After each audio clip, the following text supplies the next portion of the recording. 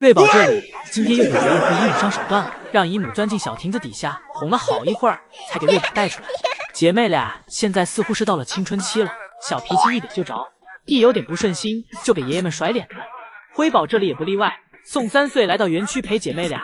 辉宝看着宋三岁这雪白的大肉胳膊，情不自禁的就想咬上一口。宋三岁用手指着自己的胳膊，示意辉宝这里不能咬。辉宝心想，不让咬就不咬了。转头辉宝又咬了另一个地方。宋三岁表示这里也不能咬，咬人是不对的，这也不能咬，那也不能咬。辉宝小情绪一下就上来了，气得辉宝掉头就走了。宋三岁在后面连连喊道：“辉宝别走！”辉宝边走边说：“哼，宋三岁，你已经失去我了，哄不好了。”此时沉默的瑞宝趴在小亭子上，本来还困得迷迷糊糊的，被辉宝一脚踩过去，立马瞪大了眼睛，一下就清醒了。瑞宝转动着小眼睛，似乎在说：“困了，累了，都快毁灭吧。”宋三岁转到姐妹俩身边，开始给姐妹俩道歉。这时盛熙姨母走了过来，给宋三岁拿来了小零食，一起哄姐妹俩。宋三岁拿着小苹果，盛熙姨母拿着胡萝卜，想看看姐妹俩会选择哪一个。先是瑞宝跑了过来，由于瑞宝现在还没怎么吃过小苹果，以为白色的东西是竹笋，瑞宝想也没想，一口咬住了盛熙姨母的胡萝卜。宋三岁拿着小苹果凑近瑞宝的小鼻子，给瑞宝闻了闻。瑞宝这才意识到不对，宋三岁手里的不是竹笋，而是小苹果。瑞宝这时也不要盛熙姨母手里的胡萝卜了，立马去吃爷爷手里的小苹果。辉宝这里则还在生宋三岁的气呢，迟迟不想过来。盛熙姨母和宋三岁不断的晃动着自己手里的小零食，一个劲儿的吸引辉宝。最后辉宝还是没忍住小零食的诱惑，走了过来。辉宝走过来，瑞宝这里又被挨了一嘴。瑞宝连续2次的挨台总结出来，辉宝肯定是故意的。瑞宝拉着宋三岁的胳膊，让宋三岁别给辉宝吃小苹果了，给他吃了也不下。辉宝这里同样的，一开始也没认出宋三岁手里的是小苹果，紧紧咬着盛熙姨母的胡萝卜不松口，直到宋三岁给小苹果放在辉宝鼻子上闻了闻，辉宝这才反应了过来，这次盛熙姨母准备的小零食足够分的，姐妹俩根本不用争抢。辉宝躺在宋三岁怀里，瑞宝躺在盛熙姨母怀里，两个人这样子很是有爱。瑞宝这里还直接搂住了盛熙姨母的胳膊，瑞宝真是太会撒娇了，给盛熙姨母一整个拿捏住了。而辉宝这里则躺得四仰八叉的听他爹。瑞宝是懂享受的，今天瑞宝趁着妈妈在睡觉时爬到了妈妈的身上，瑞宝想躺在妈妈的身上睡觉。爬到妈妈身上的瑞宝表示，这软乎乎的熊猫床垫真舒服。但是下一秒瑞宝躺空了，一下从妈妈身上摔了下来，给将爷爷笑坏了。早上9点是瑞宝和辉宝的早餐时间，将爷爷在给其配奶，而瑞宝和辉宝在研究爷爷的手机。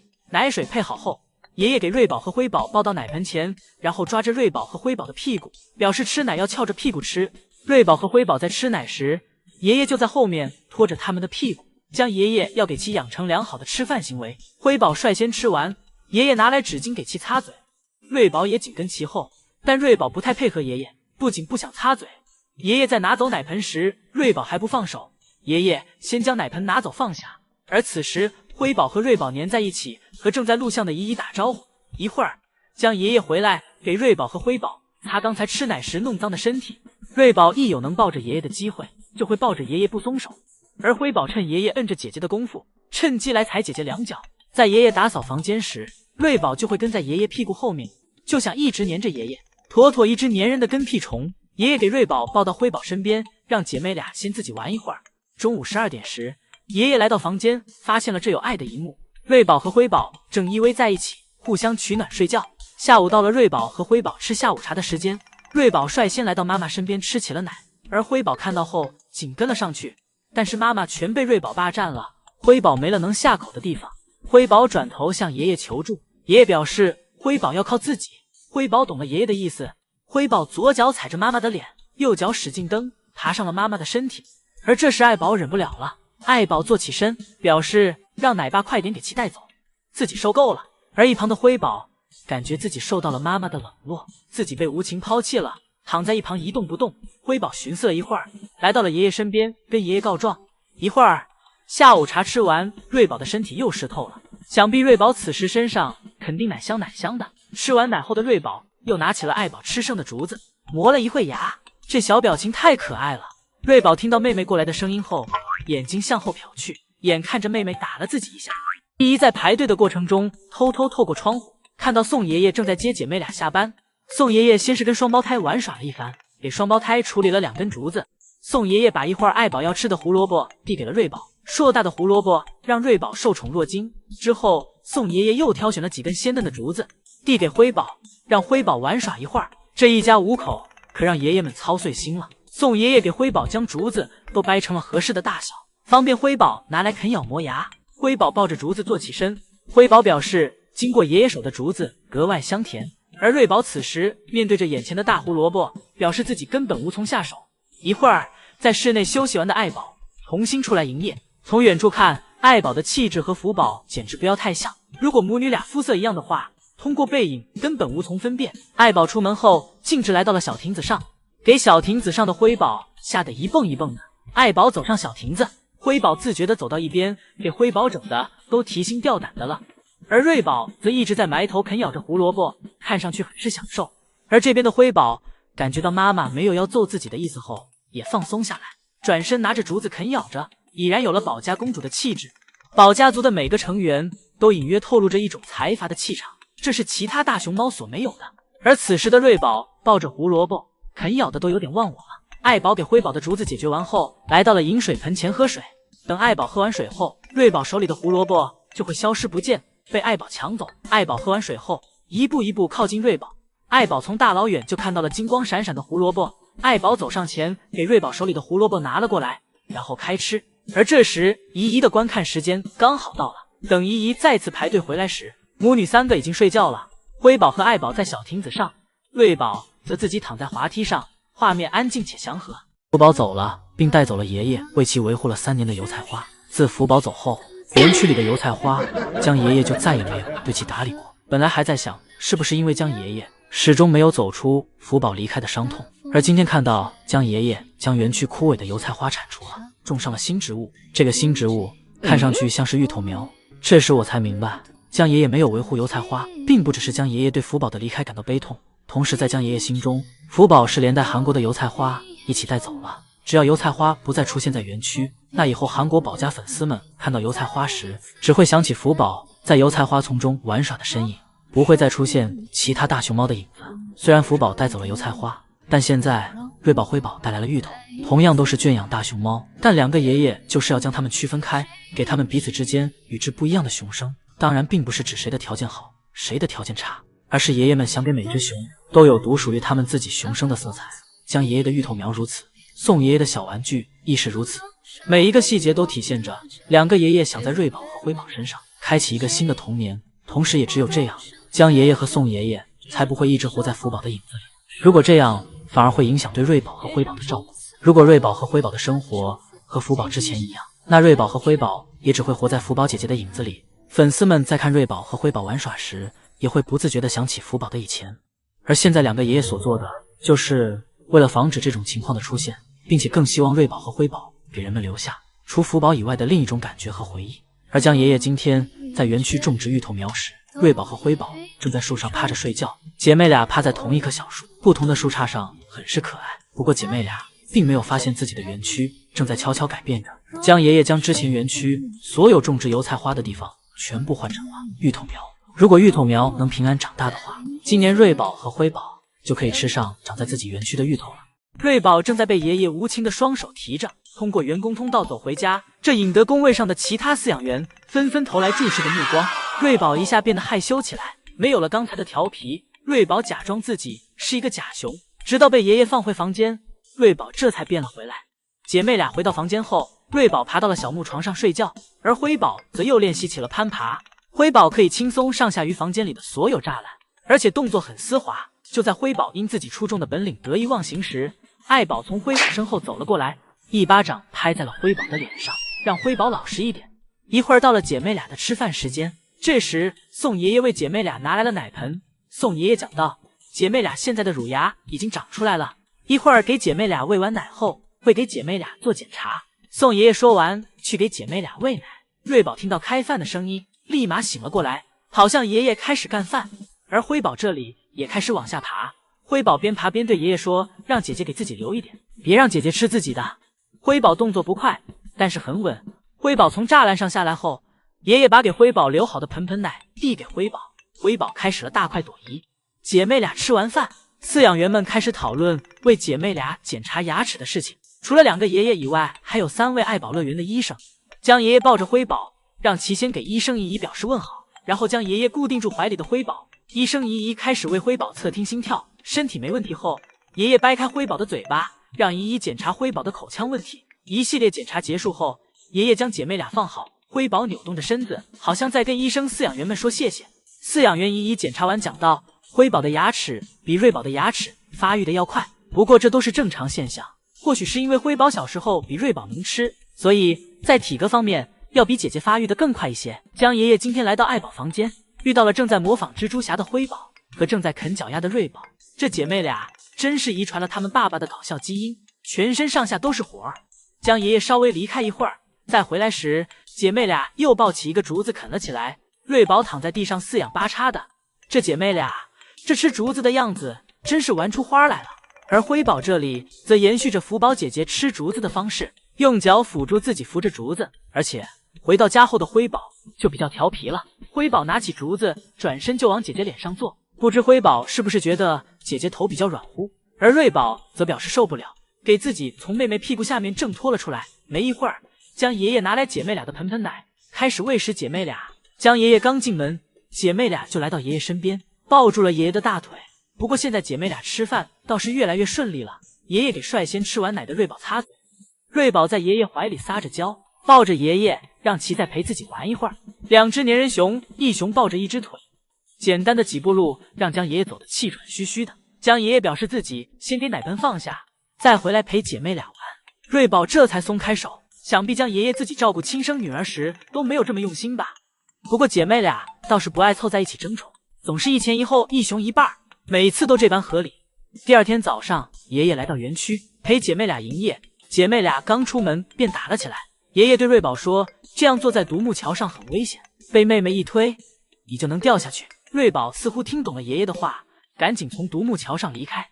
不过在爷爷的调解下，姐妹俩很快又和好如初。下午姐妹俩下班回到家，爷爷来到房间继续陪姐妹俩玩耍，顺便给姐妹俩擦擦埋汰的身子。给姐妹俩擦完身子，将爷爷趁姐妹俩注意力在自己带来的足球上，又给爱宝按摩了一下，表示爱宝今天也辛苦了。将爷爷给爱宝按摩完，和姐妹俩玩起了足球。辉宝在房间蹦蹦跳跳的像个小兔子。就在瑞宝和爷爷玩的正开心时，辉宝消失在了镜头里。一会儿，辉宝直接贴脸和姨姨们打招呼。原来辉宝是爬到了栅栏上够爷爷的手机去了。每次将爷爷注意力在瑞宝面前停留太久，辉宝就会悄悄爬到栅栏上，然后爷爷就走过去给其抱下来，像是在摘果子一般。辉宝不仅会攀爬，身体也很是灵活。等辉宝再长大点，指定比福宝姐姐的拆家能力还要强。一会儿，爱宝吃完竹子，看到了奶爸带来的足球，爱宝隔着栅栏去够足球，表示自己也想玩。瑞宝和辉宝正在小亭子上睡觉，宋爷爷拿着手机悄悄来到姐妹俩身边，记录着姐妹俩睡觉的样子。宋爷爷小心翼翼的，害怕给姐妹俩吵醒。宋爷爷拍完后才想起来自己是来干嘛的，因为已经到下班点了，爱宝已经回家了。这次宋爷爷出来是来接姐妹俩下班的。宋爷爷将手机放在一旁，然后为了方便抱瑞宝和辉宝，宋爷爷先是给在树旁的辉宝抱到一边。辉宝被抱起来后，宋爷爷像是碰到了辉宝小尾巴的开关，辉宝的小尾巴自动翘了起来。给辉宝放下后，宋爷爷去抱瑞宝。而此时的福宝正在室外园区耐心的等待爷爷忙完，然后好让自己回室内。福宝在园区逛着逛着，突然停了下来，两腿岔开。福宝这是要开始拉青团了。很快，一颗接一颗的青团滑落坡下。一会儿，依依5分钟的观看时间便到了。依依重新去排队，等依依排队再次回来时，刚好遇到了乐宝在小亭子上做标记的样子。乐宝给小亭子标记好，在小亭子上转了一圈，然后一头扎进了小亭子下面。乐宝这下床的动作也是大熊猫界独有的。乐宝从小亭子上下来后，直接回了家。而巧的是，福宝此时也正在小亭子上做标记。不过福宝这更像是在擦屁股，因为在几分钟前，福宝正坐在小亭子上吃竹子，但是吃到一半，福宝肚子却传来消息。福宝意识到了什么，转身撅起屁股，翘起尾巴，便直接在小亭子上拉起了青团。但是福宝手上的竹叶还在不停地往嘴里送。福宝主打不拘小节，各忙各的。青团拉完，手里的竹子也吃完了。福宝走下小亭子，来到了饮水盆旁喝水。福宝喝完水，又感觉刚才没拉痛快，又来到了饮水盆的草丛里蹲了下来。福宝再一次拉完青团后，便直接来到了小木床上，在独木桥上做起了标记，这样留下的气味更浓厚，更能让妈妈和2个妹妹发现自己的存在。韩国姨姨在来到中国看到福宝时，简直要激动坏了，全程都想要喊笑，但是全程都在极力压制自己的音量。对于真心喜欢福宝的韩国姨姨们来说，他们对福宝的感情不亚于2个爷爷。在看到福宝将要停止演出时，他们眼角的泪水同样会忍不住的流下来。当福宝要回国时，还会自发组织队伍为福宝送别。现在得知福宝已经展出了，韩国的真爱粉姨姨们便想尽办法来到中国看望福宝。根据韩国近期旅游社表示，今年去中国旅游的出团数是往年的数倍不止，而很多韩国姨姨们来看福宝，也是因为看到福宝现在生活环境越来越好，福宝的精神状态更是每天都活力满满。不管什么时候来看福宝，福宝总是能够给人提供满满的情绪价值，不会让你感觉到疲劳。每天给姨姨们表演的爬树已然是每日的基本操作了。园区里这10几棵小树，福宝每天都可以换着爬。福宝抓着小树，依旧是一个兔子跳，蹦到树杈中。福宝爬树向来不考虑自己的体重和小树的承受能力，主打就是一个让自己先快乐。福宝在树上玩了一会儿，便又来到了小床上吃竹子。福宝掰竹子的方式越来越多样，福宝吃的竹子都是裂开的，因为这些都是奶爸给处理过的，就是为了方便福宝食用。福宝2只小手拿着竹子2侧，然后用力一拉，这样这根竹子从内而外的品质如何就可以一眼看出来了。福宝拿着竹子在手上转来转去，一会儿闻闻左边的，一会儿闻闻右边的。福宝考虑先吃哪一半，福宝挑选了一会儿，终于决定好了，拿好自己选择好的那一半，从中间又一分为2。福宝表示竹子短一点，吃起来不累手。福宝这顿操作也算是福宝给姨姨们上了一节掰竹的教训，而福宝为了玩，每次竹子都不会吃很久，吃个差不多后，就迫不及待的来到自己的大草坪上蹦跳着寻常。福宝的状态总是这般让人看了移情略性。福宝此时正站在通道门口等下班，而这时天上突然下起了银杏夜雨。福宝刚开始还没注意，但结果越下越大。福宝抬头往天上一看，原来是幼稚的宋爷爷，只见一只罪恶的小手不断往下挥洒落叶。福宝心想，爷爷别藏了，都看到你了。现在的宋爷爷心理年龄都要排在瑞宝和辉宝后面了。早上姨姨来看福宝时，福宝正在树上睡觉，而此时宋爷爷和圣熙阿姨来到了福宝的室外园区，开始为福宝一会儿来室外园区做准备。宋爷爷和圣熙阿姨对园区里的落叶爱心进行着维护。福宝园区里的落叶爱心已经快成了福宝室外园区的标志了，而且每天爱心的创意都不相同。今天宋爷爷给爱心上放了一支丘比特之箭，这让原本普通的爱心又升华了它的高度。福宝来到园区，看到这满满的仪式感，情不自禁的在上面打了个滚儿。福宝这四仰八叉的样子看上去很是开心，但是福宝很快便从兴奋的情绪中走了出来，因为福宝还饿着肚子呢。福宝走向小木床，中途发现了一堆竹子，福宝没有过多的停留，毕竟小木床上还有窝头。福宝打算先给窝头吃完，再来吃这堆竹子。福宝来到小木床上后，从小木床上的竹子堆里给窝头找了出来，然后开始对着其大块朵颐着。福宝吃完窝头后，又吃了会儿竹子，吃到一半，福宝想起了刚才来小木床上路上的那堆细竹子。福宝来到其面前，拿起眼前的竹子躺在地上，开始品尝着。福宝吃东西可真享受，等福宝吃完后，便想直接回家了。而爷爷为了多留福宝一会儿，便发生了刚开始的那个画面。爷爷在园区上方不断的向下方挥洒银杏叶，试图为福宝增加一些韩剧里女主角的浪漫感。可无奈福宝并不懂爷爷的浪漫，一心守着通道门口，让爷爷给自己开门回去。爷爷最后也随了福宝的意，给福宝把通道门打开，让福宝提前回了室内园区。江爷爷出门捡熊了，江爷爷出门便遇到了正蜷缩在一团的辉宝，江爷爷顺势给辉宝滚了出去。辉宝这2下滚得跟个小皮球一样。就在辉宝起身想跑时，爷爷给辉宝挡住了去路。以前都是辉宝折腾爷爷，这一下终于让爷爷逮着机会折腾一下辉宝了。辉宝明显不服气，但是根本没有反抗爷爷的能力。爷爷玩耍完，直接抱着辉宝离开。不过在走之前，江爷爷还停下来让辉宝和姨姨说了声再见。等瑞宝、辉宝休息了一会儿，再次出来营业时，姐妹俩还没走出通道门口，便直接打了起来。爱宝一脸的不知所措，被姐妹俩挡着，根本走不出来。而今天瑞宝和辉宝营业时，将爷爷拿来了一个小竹球给姐妹俩玩耍。瑞宝此时正背着身不知道在忙着什么，但辉宝又有点小胆，对着竹球只是不断的试探，不敢完全跑过去玩耍。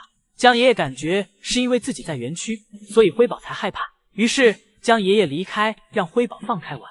但江爷爷离开后，辉宝的注意力便也跟着爷爷走了。看来辉宝怕的不是爷爷，而是竹球。而今天福宝的体重依旧在200斤以上，看来最近福宝吃的睡的都很好。宋爷爷正披着福宝斗篷给姐妹俩介绍他们的大姐姐福宝。辉宝站起身和大姐姐贴贴，宋爷爷真是有心了。虽然他们彼此之间不能见面，但宋爷爷总是会在他们彼此的生活里提及对方的存在。而今天也是瑞宝和辉宝出生的188天，宋爷爷在这个特殊的日子里分享了瑞宝和辉宝这段时间里发生的趣事儿。有一天，爷爷在房间打扫卫生时，发现了悬挂在护栏上的辉宝。辉宝这个样子像是一个蜘蛛侠，爷爷夸赞辉宝精力充沛，但最后尴尬的是，辉宝爬上去后自己不敢下来了，最后还是宋爷爷爬上去给其扶下来的。爷爷表示自己费了好大的力气，不过这样再看辉宝的小表情，确实不像是在跟爷爷炫耀自己有多厉害，而是让爷爷救救自己。这2张照片是瑞宝和辉宝在妈妈身边吃奶的样子。江爷爷解释道，姐妹俩刚才下班后，第一时间便跑向了妈妈，问妈妈要奶吃。宋爷爷还在瑞宝和辉宝下班时感叹，下班大作战来得有点快，自己还没准备好呢。不过从宋爷爷怀抱着2个大胖孙女，且笑得合不拢嘴的样子看上去，宋爷爷这不挺开心的吗？随着瑞宝和辉宝开始去室外了，爷爷的对脸大头照也开始越来越多了。瑞宝在镜头里这好奇的模样简直太可爱了，躺在爷爷怀里的样子更是悠哉。而现在瑞宝和辉宝开始在室外玩耍后，爱宝也轻松了很多，不仅是因为自己能来室外透气了，同时还因为在室外时奶爸们会一直看着瑞宝和辉宝，爱宝并不用担心孩子们的危险，只不过偶尔会吃点醋。爷爷表示，有时候自己早上来看瑞宝辉宝时，他们也会给自己惊喜，比如给自己沾一身妈妈的青团。不过爷爷只会觉得他们的睡觉姿势很可爱，看上去感觉睡得很舒服。宋爷爷抱着瑞宝和辉宝这傲娇的表情，看上去简直比中了彩票还要开心。怀里的辉宝还挥着小手和姨姨们问好，这小模样简直不要太可爱。早上瑞宝和辉宝来到园区后，便开始各显神通。瑞宝在独木桥前展示着自己的大长腿，想要和妈妈一样一步跨到独木桥上，而辉宝此时正在小亭子下面玩耍。辉宝打算给小亭子腿砍断，爷爷眼看这么有意思，索性也钻到小亭子底下和辉宝一起玩。紧接着瑞宝也跟了过来，一人加俩熊，加起来没有10岁，玩在一起很是合群。瑞宝和辉宝则是放着好路不走，哪里有缝隙就往哪里钻，也不管3岁的宋宝能不能钻进去。晚上下班回到家，爷爷给姐妹俩喂奶，爷爷夸赞姐妹俩越来越漂亮了。姐妹俩进食完，爷爷给姐妹俩擦嘴收拾餐具，一会儿爷爷去放奶盆，等回来时，辉宝给了爷爷一个大大的惊喜。辉宝倒挂在栅栏上，像是一个蜘蛛侠。辉宝这核心能力也太强了吧，真是长江后浪推前浪，比他的姐姐和爸爸还要厉害。爷爷为了辉宝的安全，赶紧给辉宝抱了下来。之后姐妹俩便一直依偎在爷爷的身边和爷爷玩耍。爷爷和姐妹俩也算是相互陪伴，姐妹俩让爷爷的工作变得丰富多彩，而爷爷则给了姐妹俩安全感。瑞宝啃着爷爷的皮靴，辉宝啃着爷爷的胳膊，姐妹俩分工明确，像是要给爷爷拆开，一熊一半。宋爷爷则索性直接躺在了地下，和姐妹俩一起玩耍。可以看出爷爷们打扫的地板真的很干净，可以躺在上面随便打滚。而宋爷爷玩的明显比瑞宝和辉宝还要开心。宋爷爷这生活让姨姨们纷纷投来羡慕的目光。宋爷爷怀里抱着瑞宝，手上摸着辉宝，这个样子简直要羡慕死姨姨们了。辉宝走到爷爷身边，让爷爷放下姐姐，抱抱自己。爷爷宠溺地拍了拍辉宝的屁股，这画面感像极了爷爷在哄自己的2个大外孙。一会儿，辉宝眼看姐姐要掉下来了，立马转身跑开，生怕姐姐压到自己。宋爷爷一次可以撸2只大熊猫的样子，这是多少姨姨们的向往呀！宋爷爷抓着瑞宝的小手和瑞宝玩耍着，这画面简直不要太可爱。爷爷还贴心的给瑞宝摘了摘头顶上粘的青团。爷爷陪姐妹俩玩耍了一会儿，等爱宝休息完从房间出来后便离开了。辉宝此时正在小亭子上阻挡着妈妈上来，但是又害怕挨揍，所以一边犬吠一边不断往后退，这样既起到了震慑作用，自己也不会挨揍。爱宝见辉宝这个小东西还怪可爱的，准备给辉宝拉到怀里宠溺一番。就在这时，在小滑梯上的瑞宝急忙发出2声犬吠，吸引了妈妈。姐妹俩这配合的属实默契，爱宝被瑞宝的声音吸引到了滑梯上，而辉宝也紧跟其后。只是辉宝这2步路走得多少有点艰辛。爱宝来到小亭子上后，宠溺了一下瑞宝。一会儿，宋爷爷又来到园区，拿来了胡萝卜，问爱宝要不要吃。一会儿，爱宝去吃胡萝卜，瑞宝和辉宝则在小滑梯上打了起来。自从辉宝来室外后，跟姐姐打架就没占到过上风，总是一直在忍受姐姐的欺负。辉宝被瑞宝压在身下咬来咬去，一点脾气都没有。今天姨姨去看福宝，因为是周末，姨姨表示今天去看福宝一家的人明显要比平时多很多。这集体冲刺的画面堪比大爷大妈去超市抢鸡蛋。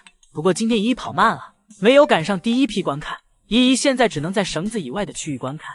此时爱宝正在小滑梯上睡觉，而姐妹俩正在小树上玩耍。辉宝抱着树干就往上爬，小脚和小手一起用力，努力向树上爬去。但由于辉宝现在还小，脚上的爪子还不够锋利，如果没有着力点，辉宝很难上去。不过刚好此时瑞宝将头凑了过来，辉宝东踩踩西踩踩，一脚踩在了瑞宝的头上，这使辉宝成功爬了上去。辉宝爬上去后给自己转了个身，然后坐好。这是辉宝第一次爬到左侧的树缝上。辉宝每天都有新的进步和变化。这时第一批姨姨们的5分钟观看时间到了，姨姨可以去到绳子以内的区域了。姨姨走进场地后，可以看到瑞宝在干嘛了。瑞宝依偎在妈妈身后的区域，自己玩耍着，乖巧又懂事。而爱宝自生2胎后，生活非但没有疲惫，反而变得更轻松惬意了。